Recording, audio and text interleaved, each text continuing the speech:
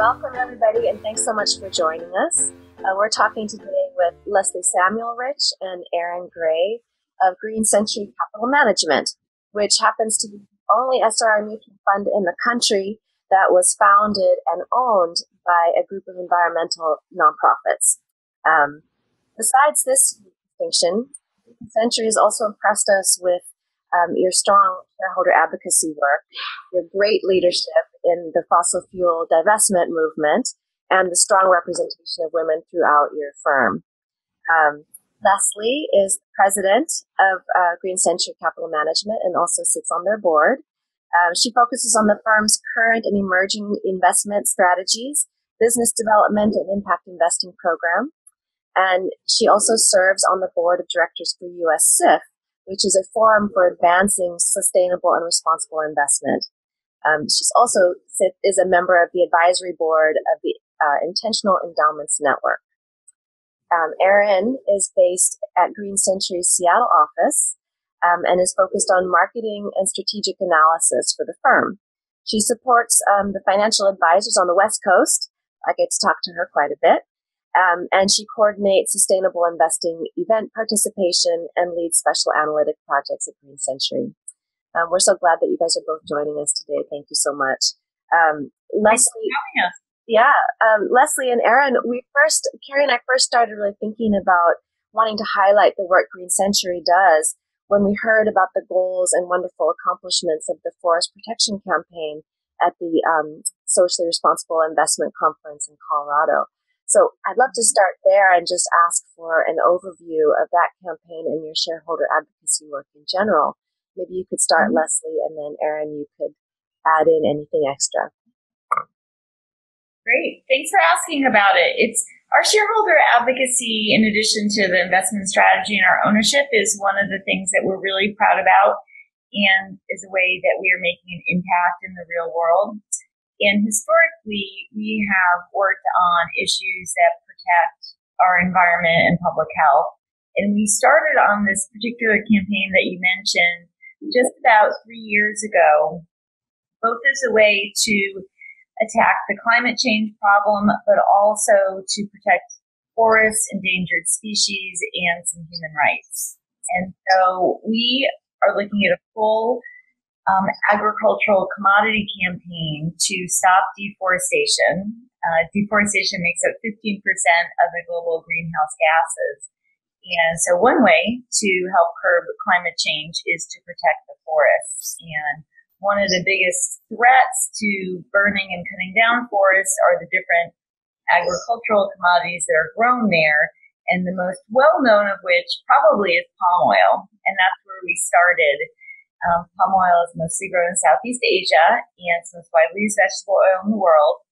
And it does not need to be grown on pristine land. And so historically, palm oil growers have burned down rainforests and then grown plantations there. But it actually can thrive in really poor soil. So what we want to do is, from all the way through the supply chain, is to drive change down to the grower level so that the rainforest would be protected. And in the short time we've worked on it, we've had a lot of success. We've gotten consumer-facing groups like Kellogg's, that people probably have heard of, to adopt a zero deforestation policy. And then they, in turn, with our help and other investors, have gotten the largest palm oil trader in the world to adopt a policy as well. And so the whole supply chain is moving, which is really, really exciting. No, I just think that's a great example of the breadth of shareholder advocacy work that we do. We work on a number of environmental issues with toxics, trying to get neonicotinoids out of products, and these really impact bees. We work on our food supply. We're working on exciting issues like food waste for the first time this year, also getting antibiotics out of our food supply. So one of the most exciting things for me is just the breadth of issues that we can address as well. So now we're going to back up a little bit, and we'd love to hear, as you all help us tell the story of how women are creating change in the world through socially responsible investing. We'd love to hear from each of you about what drew you to this work. Sure. I was drawn to this field principally because of the impact that I could make. So my history is actually working for nonprofits on campaigns and building grassroots organizations. And I've worked in a lot of different issues from human rights to poverty to environmental protection. And in this next phase of my life, I wanted to see how to do that in a different way. And so because of the ownership of Green Century, I knew that the mission of creating environmental change was baked into the firm. And that's what attracted me, as a way to how can we get corporations which have a large footprint in the environment, how can we get them most directly to make the changes on a faster timeline than we've been able to see through federal or state legislation. So I started out my professional career in public accounting, of all places, which essentially was doing auditing of the financial statements of large corporations and nonprofit groups. And while the work was interesting, after a couple of years, I was on my way to becoming an accountant, which I didn't have a super great passion for. So I took the opportunity to take a little bit of time off, and a friend and I spent about 4 months backpacking through Southeast Asia. And it was there that I first really encountered kind of the large-scale environmental impacts that we as a human species can have. Just in terms, I was in these cities in Asia with millions of people, and seeing the extremely poor air quality and water quality really hit home to me. So from then on, I really tried to bring both my interest in environmental issues and business and finance issues together in a career. So I was able to do that at an environmental consulting firm in Boston. And then after a couple of years there, I wanted to deepen my knowledge in both areas. So I went on to graduate school.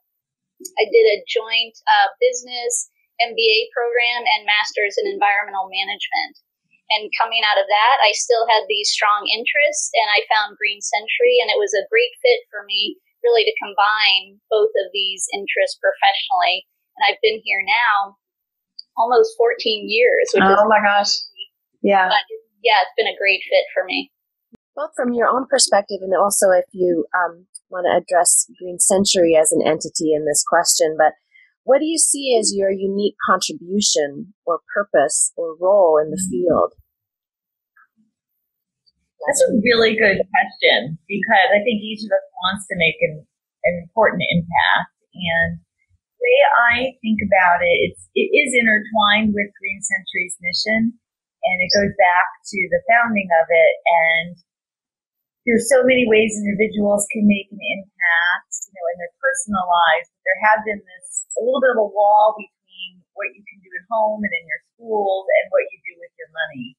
And so when Green Century was founded, it was really set up for individuals who wanted to align their investments with their ideas and values. And it's a really neat way to expand the environmental and social change movement to people who, might not be active with a group like the Kurds, who are owners, or Sierra Club or someone like that, but want to do something. And this is a way to do it. And, a lot of people save for retirement through their IRAs or 401ks. And I think we particularly really focus on the impact that we make. So for us, the investment strategy through the public equities is important to invest in sustainable companies. Our green bond portion is really important. It's funding projects like the largest solar facility in Latin America, and that feels very tangible and important in this time when the world is getting hotter every year. And the advocacy we do not only to figure out what is the financial risk and implications for the companies we invest in, but we are equally, if not more, driven to get supply chain changes or policy changes and really measure that in a concrete way. And I think that is something that others share, but we put a real emphasis on. So we are always driving to say, well, how much a difference does it make, going beyond transparency and accountability all the way to the company, the largest palm oil supplier, is keeping 1.6 gigatons of carbon out of the air because of the policy work. And so to be able to quantify it and have that as our bottom line, as well as the bottom line for investors, something that is really important to us and that we try to bring to the rest of the SRI or ESG or impact investing field. From my perspective, I think it's just the ability to bring my deep interest in the business, finance, investment field, as well as my passion for environmental issues into my professional work. Part of my work is to go out and talk to interested investors and financial advisors about what we do at Green Century. And after one of these conversations, a colleague within the industry came up to me and said, have you ever thought about working for a nonprofit environmental advocacy organization? Because your green interests really come through pretty strongly. And I said, well, actually, I feel like I already do. Because Green Century is a for-profit mutual fund company, but we were started and are still entirely owned by nonprofit environmental advocacy organizations called the Public Interest Research Group. So, we get to interact with these affiliated groups every day, and so it's a really nice way to combine all of our interests. And I've thought about career-wise, working just with environmental groups or maybe different job functions within the investment field. And nothing feels as good as being able to combine the two every day. So, I think that's just a really great bonus for me on a personal level. Yesterday, I was talking to some socially responsible financial advisors up in Maine, and one of them asked me if we ever thought of, why don't you just have a nonprofit do your shareholder advocacy work for you, and how is it different? And the job before this I had actually was with a nonprofit that borrowed shares from its members and filed resolutions. And it is so dramatically different to have those conversations with companies as the actual investor, that the access, the influence, it's the same ask that you're talking to the companies about, but they have a method to deal with investors, and you have a different seat at the table as an investor. And so, it's so cool to really have that kind of influence and leverage as a shareholder advocacy firm, or a firm that really prioritizes shareholder advocacy, that it's a great marriage of, my personal interest in creating social change, with corporations who I think are big players in our world. And the question is, are they playing on the side that's protecting our public health and the environment, or are they not? We really want to hear from each of you about why you feel socially responsible investing matters. We definitely encounter people who believe for different reasons that it's a drop in the bucket. You're playing within this very imperfect system. It really doesn't matter in the big picture. So could you talk about that a little bit? Yeah, I've given it a lot of thought, because before I started at Green Century, and every day, we were asked the same question.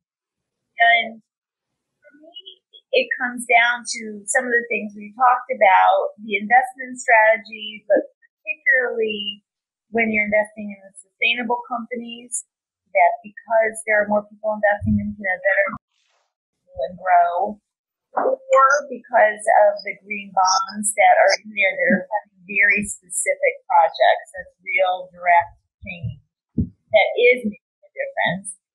But then the other two parts are, again, the shareholder advocacy, which not very many firms and funds do it at all in this whole spectrum of the universe. And it's pretty remarkable how much change that a mutual fund company like us and others can get in a year or two from a company. So going from Kellogg to not listening to anyone to agreeing to stop buying palm oil from any grower or supplier that burns rainforest, and within a year and a half getting 92% of their supply chain in compliance is the kind of change that I didn't see in nonprofits. I mean, I love working for nonprofits, and they play a really important role, but this is a different role that socially responsible investing plays. And so I think that the investment always is most effective when it's paired with the advocacy. And then we have the added bonus of that all of our profits belong back to our founding groups who are doing things like getting 1 million rooftops and solar rooftops installed in California, or passing the bag ban, or working against fracking. And so we have been saying, it's a triple bottom line approach to our mutual fund, and it's a different strategy than the other kinds of social change, and it's one that's really unique to this part of impact investing, and that's why I think it's important. And I'm actually going to go off script and ask you a different question, which is just kind of a follow-up to what Leslie was talking about. And so tell us a little bit about how shareholder advocacy works. Leslie mentioned some of the amazing results. Sure. But how does it work? What do you all really do? Definitely. So first of all, with our 2 mutual fund portfolios, we try to invest in the better companies out there. In addition to looking at the financial parameters and performance of companies, we also look at the environmental, social, and governance performance as well. So as a starting point, we really try to get the portfolios to be filled with kind of the better, quote unquote, companies out there. But for us, that's just a starting point, and there's no 100% perfectly sustainable company out there. So that's where we can start to engage with these companies and try to make, a positive difference. Even companies like Whole Foods have room for improvement, and we've worked with them on earlier getting BPA out of some of their products in their stores. So, every company out there has room for improvement. And we'll usually start with a dialogue. We'll come to the company's management team and say, these are the important issues that we care about. Sometimes the companies listen, they try to learn what our perspective is, where they can make a difference. They might do some research or studies to figure out how exactly they can change. Sometimes they aren't as receptive to our, constructive comments and suggestions. And in that case, as shareholders, we can propose shareholder resolutions that go on a proxy ballot that all of the investors in the company then have the ability to weigh in on, and they make votes on their shareholder proxy ballots. And so this can be a strong message to management. They often don't want these issues raised to that level of conversation for all investors to see. So sometimes that brings them back to the table, and we have a more constructive conversation at that point. If we're able to make change, we can withdraw a shareholder resolution and it doesn't go to a vote. If we don't come to some sort of consensus, then it can go to a vote. There's been cases where the vote is not all that important, and it's really raising awareness of the key issue. I had the opportunity last spring to present a shareholder resolution at Chevron asking the company to stop making any political contributions. And as we all know how our current political system works, that's not really a path that any company is often willing to take these days. So the vote, we understood, would probably not be high, but it's really a way to raise awareness and visibility, talk to the press and the media, and get the word out about issues that we really care about and feel passionately about, and that our investors want to make change in the whole system. So, and then lastly, we can also try to have an impact on policy as well. We're currently doing a sign-on letter, which is where we ask other investors who are interested in an issue to join us. So we're currently gathering signatories for a letter that we're going to send to the U.S. Department of Justice, asking them to investigate Exxon in terms of potentially misleading communication about what they knew about climate change issues going back to the 70s and 80s. They had a very different response externally to what they were doing internally, based on some great research and articles in the Los Angeles Times and by Columbia University. So that's kind of the breadth of action we can take on shareholder advocacy. And then the last component is just being able to work with our affiliated nonprofits and partner with them on in a variety of these issues that we work on. From your perspective, why do you think this approach is so important for women? And how have you seen this positively impact women as investors and investees? I think it's important for anyone, including women, if they want to demonstrate their values both for themselves and just be consistent, but also contribute to a bigger way to create change.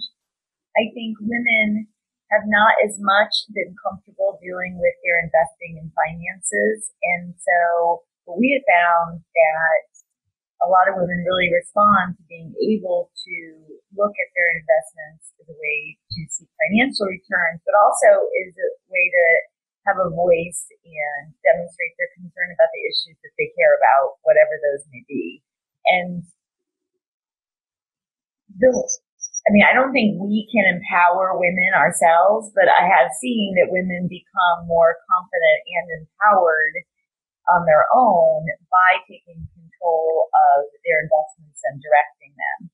There's a lot of times there are more men as financial professionals. It's great that you two aren't in that sense, but there is a dynamic where we've seen the change where women at first, a few years ago, went in and started asking their advisors if they could stop investing in fossil fuel companies.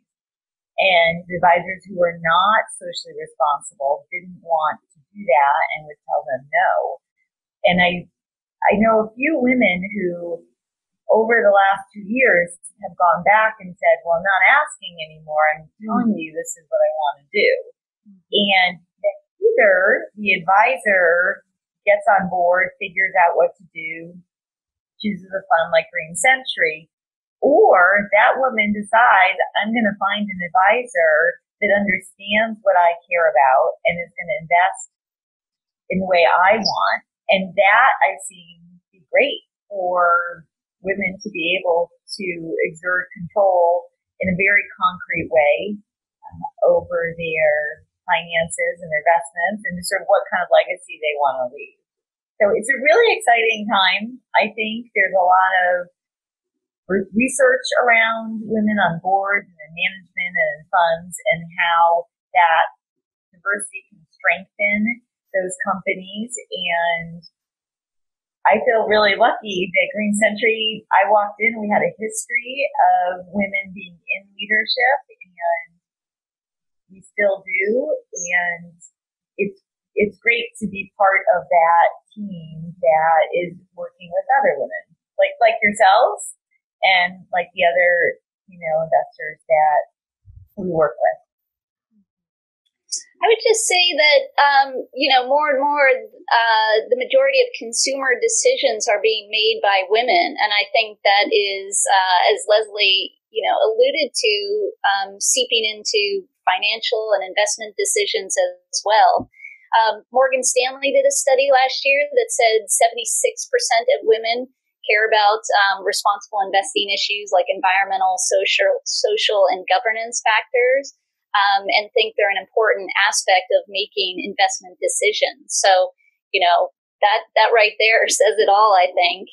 And as Leslie mentioned, it's really great to be at Green Century where I feel like we are walking the talk. In addition to Leslie, our chief compliance officer is a woman, our senior VP of finance and operations, 80% of our board is women. So just on a day-to-day basis, it feels like, we're really putting this into practice.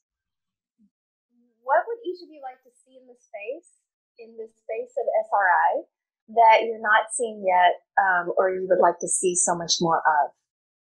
What are you excited about? Oh, yeah, no, there's a lot. Okay. I was trying to put it in order in my head. I would like to see it grow substantially, both through financial advisors and firms like yours, but also through individuals who are just doing it on their own. And it is growing, and that is really exciting. I'd like to keep growing. I'd like us on the advocacy side to really hone in on the real world impact that we're having and bring that up to the forefront and make it the piece that we all can work towards and quantify and really stand by as the contribution in the real world to real problems that we're having.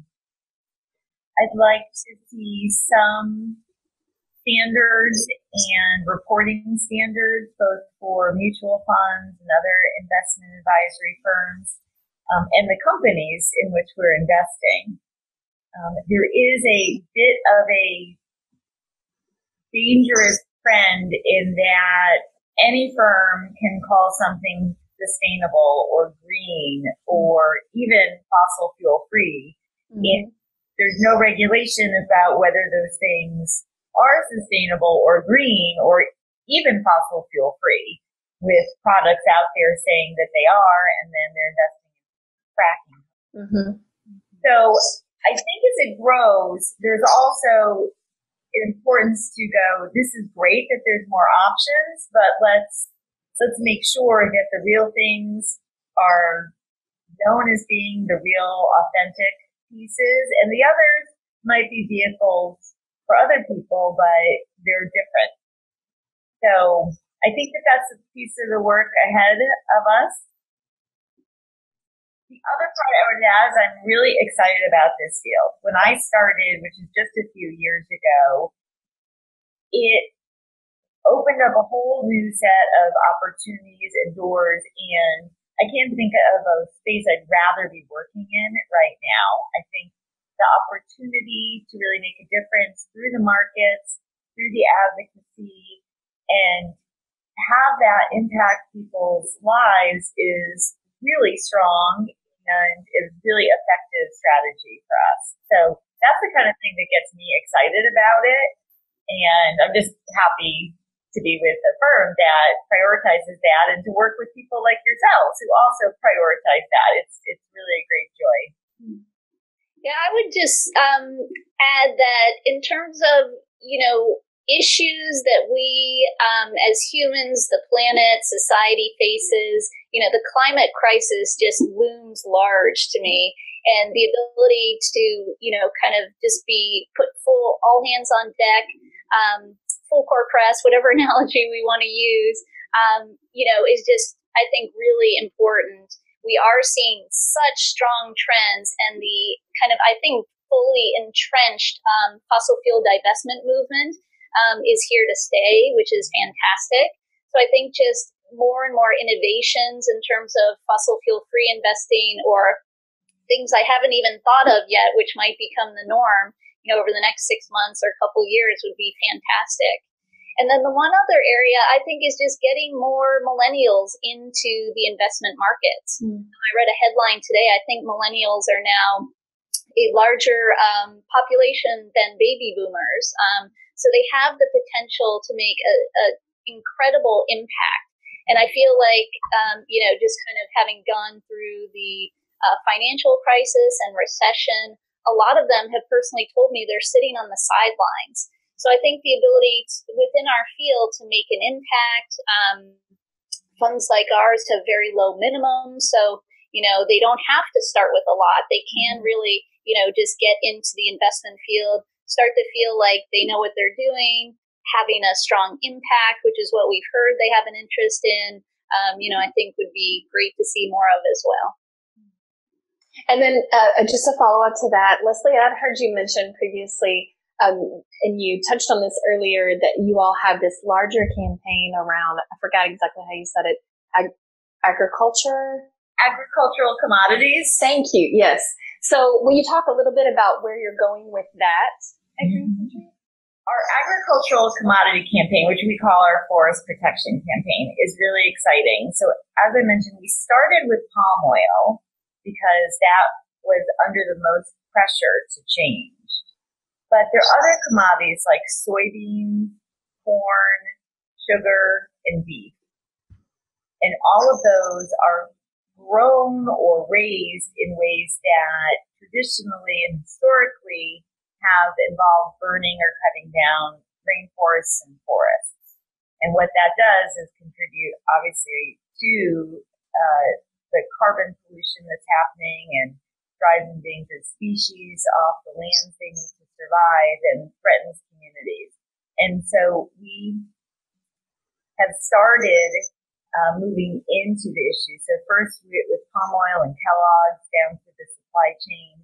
And then we had a really important win with ADM, which also involves soy and soybeans. And so what we decided to do is instead of going through one issue at a time, that we're going to ask for cross-commodity agreements, which means agreements that cover more than one of those things. So soy and sugar, soy, sugar, and beef, depending. And so by asking for them all at once, we are quickening the pace of the campaign and getting more of the supply chains across more of those commodities to become more environmentally sustainable.